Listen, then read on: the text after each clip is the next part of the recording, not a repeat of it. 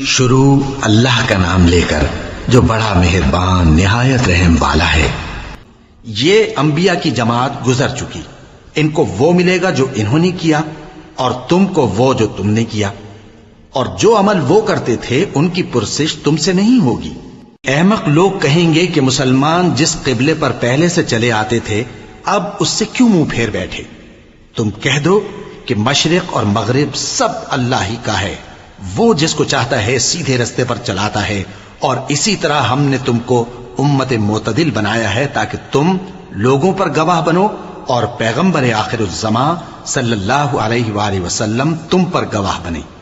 اور جس قبلے پر تم پہلے تھے اس کو ہم نے اس لیے مقرر کیا تھا کہ معلوم کریں کہ کون ہمارے پیغمبر کا تابع رہتا ہے اور کون الٹے پاؤں پھر جاتا ہے۔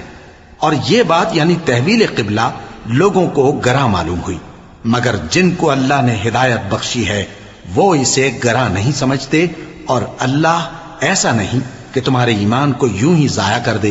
اللہ تو لوگوں پر بڑا مہربان ہے، صاحب رحمت ہے۔